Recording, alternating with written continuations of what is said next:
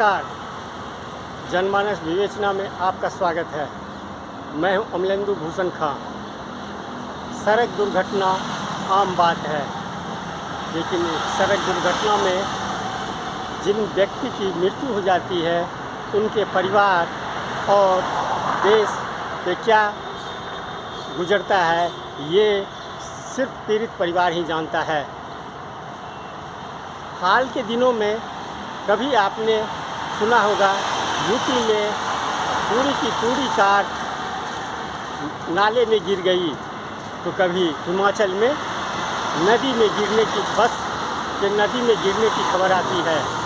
मध्य प्रदेश हो या राजस्थान, कार और बसों के नदियों में गिरने के कारण कई परिवार, पूरे के पूरे परिवार उजड़ गए। हाँ, आज हम इसी पर चर्चा करेंगे।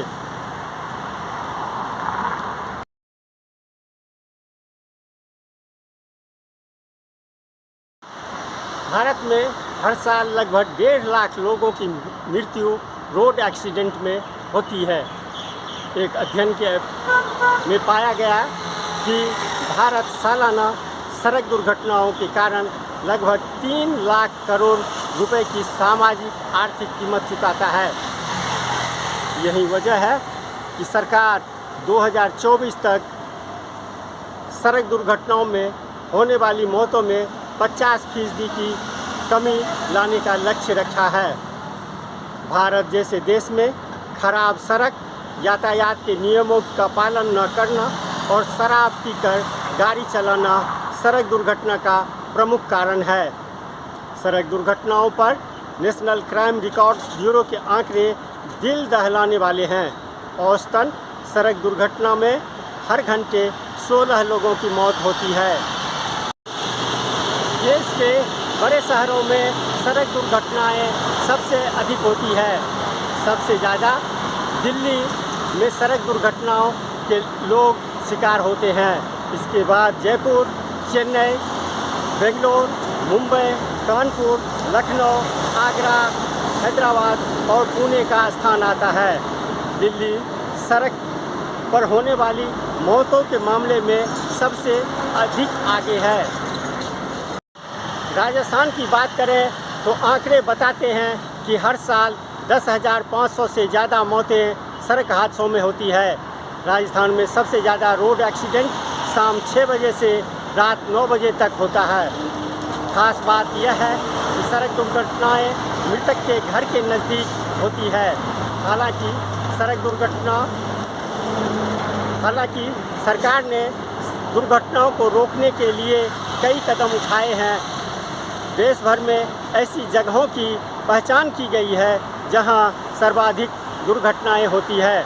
दुर्घटनाओं में हुई मौतों के आधार पर देश भर में 786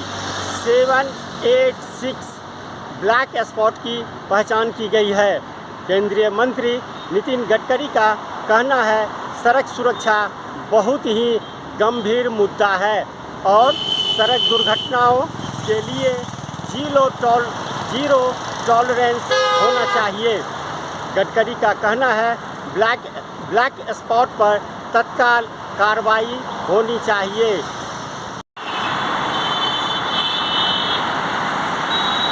यह खूबसूरत नज़ारा दिल्ली मेरठ एक्सप्रेसवे का है।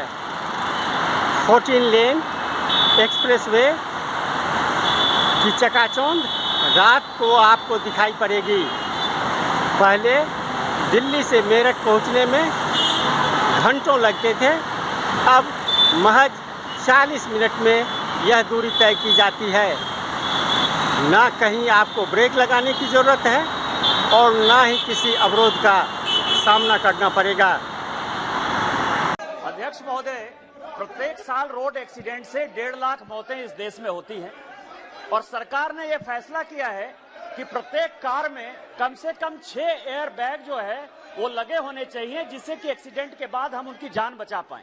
और इसका ड्राफ्ट नोटिफिकेशन का जो डेट है वो अक्टूबर 2022 है, लेकिन अभी तक वो जारी नहीं हुआ है। ये अगस्त का महीना है। मेरा आपके माध्यम से सरकार से आग्रह है कि ये कब तक जो है ये नोटिफिकेशन जारी हो जाएगा, जिससे कि एयरबैग की पॉलिसी लागू हो जाएगी और लोगों की जान बच जाएगी। सम्माननीय सभापति महोदय, ये बात बिल्कुल आवश्यक है कि विशेष रूप से 5 लाख एक्सीडेंट होते हैं और 1.5 लाख मौतें होती है। और सम्माननीय सदस्य ने जो कहा है, अभी फिलहाल 2 एयरबैग ऑलरेडी कंपलसरी है। पीछे बैठने वाले लोगों को एयरबैग नहीं है और इसलिए हमारे डिपार्टमेंट ने सोचा है कि एयरबैग की कीमत केवल 800 रुपये आती है और हम ये कोशिश कर रहे हैं कि पीछे भी जितने लोग होंगे उतनी एयरबैग होगी और लोगों की जान बचाएंगे। इसके बारे में ये प्रस्ताव विचाराधीन है। जल्दी ही सरकार इसके ऊपर कार्रवाई करने का प्रयास करेगी। श्रीमती बंगा Vishwanatham. Thank you, sir. Sir, the Ministry of Heavy Industries has invited proposal to build and operate public electrical vehicle charging infrastructure on express highways and national highways under FAME India scheme phase 2.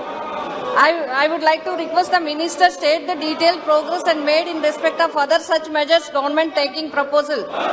Sir, constant supply of chain disrupting the continue one of the biggest obstacle coming from Indian EV manufacturers.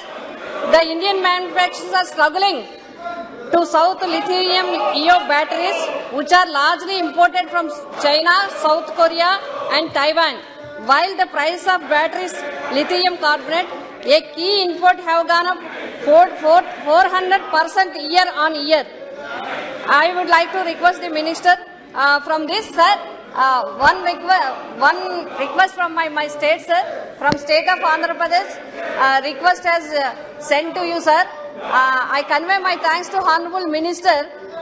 The proposal for Tirupati is sanctioned, but Kakinada and Rajahmundry not yet sanctioned. I request the Honorable Minister from all our people from Kakinada and Rajahmundry, please sanction the electrical vehicles to these districts. Thank you, sir.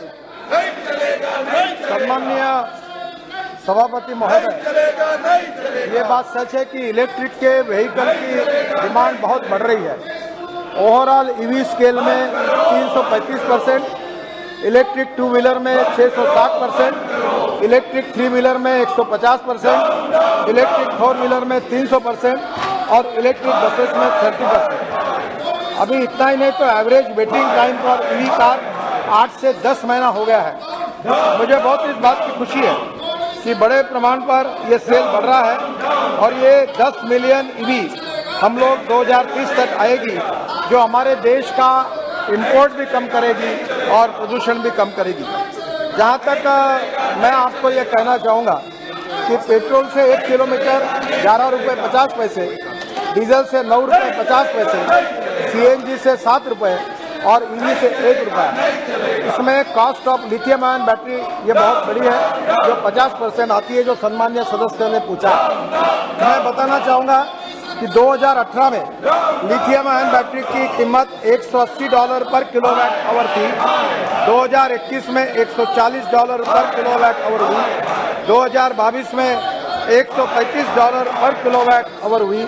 और मैं विश्वास के साथ कहना चाहता हूं कि आज से 2 साल के अंदर ईवी के हमारी मोटर, हमारी स्कूटर और सब प्रकार की कीमतें पेट्रोल के बराबर 2 साल के अंदर होगी, क्योंकि इसकी कॉस्ट कम हो जाएगी। मुझे बहुत खुशी है कि इसके ऊपर काफ़ी केमिस्ट्री में रिसर्च हुआ है। लिथियम आयन के साथ सोडियम आयन, एल्यूमिनियम आयन, ये भी जिंक आयन, ये भी टेक्नोलॉजी का रिसर्च हो रहा है।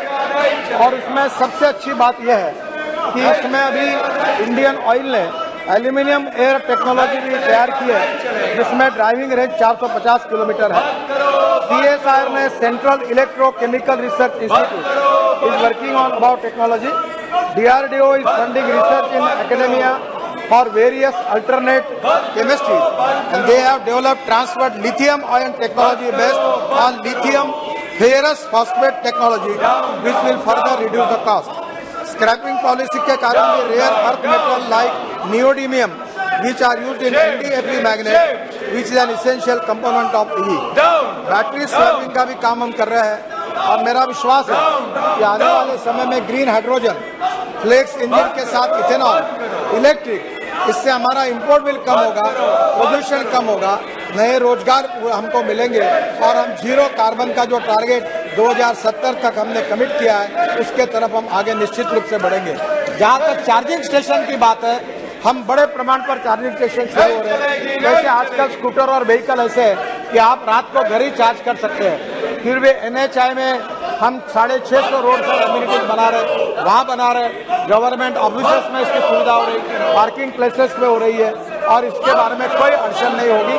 और भारत सरकार ने अभी वर्ल्ड का सबसे बड़ा 5,000-5,500 बसों का टेंडर निकला है इलेक्ट्रिक का, जिसमें केरल में पहली बार 250 बसें दी गई है और पूरे देश में अब आने वाले समय में 50,000 इलेक्ट्रिक बसेस लाने का विचार है, जिससे हमारे देश में जनता के टिकट रेट भी कम होंगे। और ये जो टेंडर आया है केवल 41 रुपए पर किलोमीटर, डीजल का 115 रुपए, और ये बहुत कम पैसे में होगा, जिससे प्रदूषण भी खत्म होगा। एयर कंडीशन बसेस में आम आदमी घूमेगा और टिकट रेट भी कम होंगे और स्टेट ट्रांसपोर्ट का लॉस भी नहीं रहेगा, ये मेरा विश्वास है। नितिन गडकरी द्वारा पेश किए गए आंकड़ों के हिसाब से साल 2017 में 4,64,910 सड़क दुर्घटनाएं हुई। साल 2020 में सड़क दुर्घटनाओं में कमी आई और इस साल 3,66,138 रोड एक्सीडेंट हुए। वहीं साल 2019 से तुलना की जाए तो साल 2020 में 18.46% कम एक्सीडेंट हुए। साल 2017 से लेकर 2020 तक के 4 साल रोड एक्सीडेंट होने के मामले में तमिलनाडु नंबर 1 पर रहा। इन 4 साल में 2 लाख से ऊपर लोगों की अपनी जान से हाथ धोना पड़ा।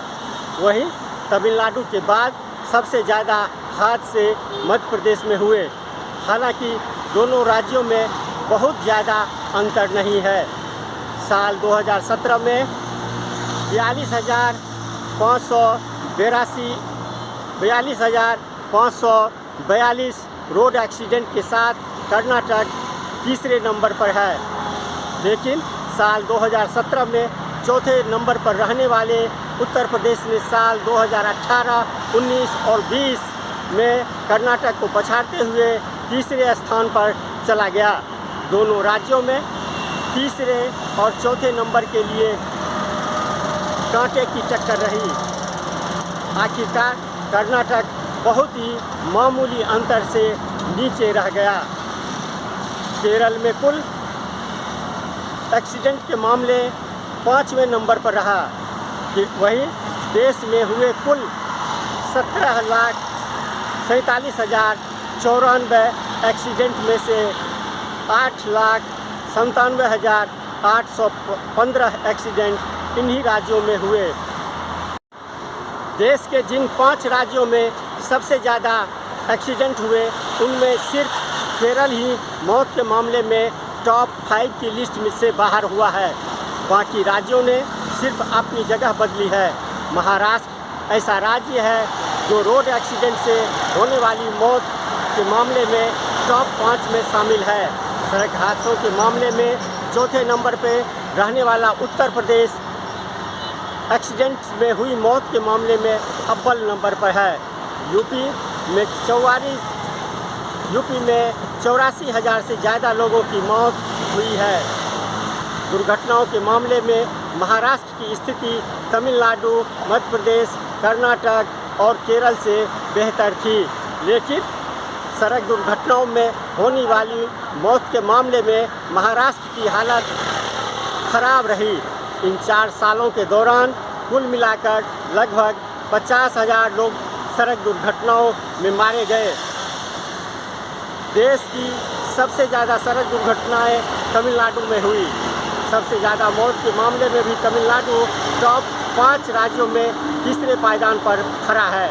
मध्य प्रदेश रोड एक्सीडेंट में दूसरे स्थान पर था और मौत के मामले में चौथे स्थान पर।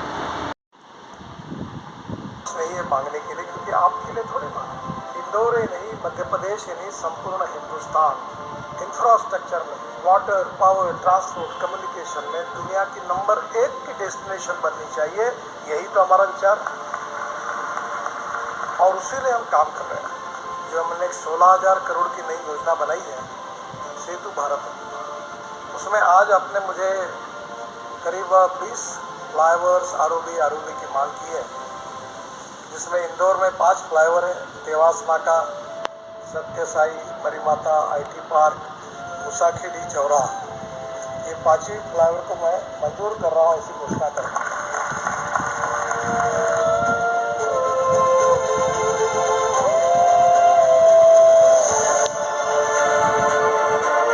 सड़क दुर्घटना से इंदौर को मुक्त करना और इसके बाद कोई भी जवान व्यक्ति की मृत्यु एक्सीडेंट में नहीं होनी चाहिए, संकल्प के साथ ये यहाँ के हमारे सभी लोगों को प्रशिक्षित भी करेगा, माइंड सेटअप भी बदलेगा और इसी प्रयासों से एक दिन इंदौर में सड़क सुरक्षा इतनी अच्छी होगी कि जैसे स्वच्छता में इंदौर का नंबर देश में प्रथम क्रमांक पर आया है, वैसे सड़क सुरक्षा में भी एक भी एक्सीडेंट नहीं होगा, ऐसा शहर करके इंदौर का नाम आएगा, ये मेरा विश्वास है।